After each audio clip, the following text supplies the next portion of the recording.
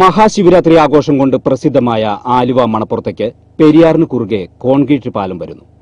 നഗരത്തിൽ നിന്നും മണപ്പുറത്തേക്ക് നിർമ്മിക്കാനിരുന്ന തൂക്കുപാലം പദ്ധതി മാറ്റിയാണ് ഈ തീരുമാനം.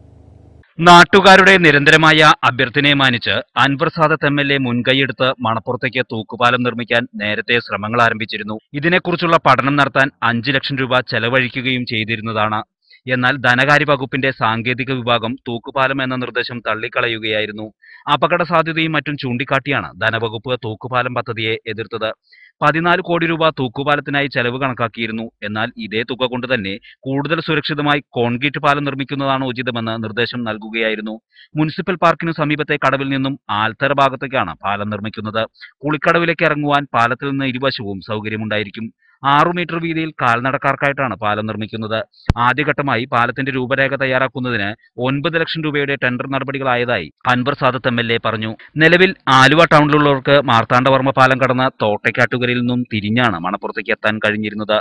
ആളുകൾ കടത്തുവഞ്ചിയെയും ആശ്രയിച്ചിരുന്നു.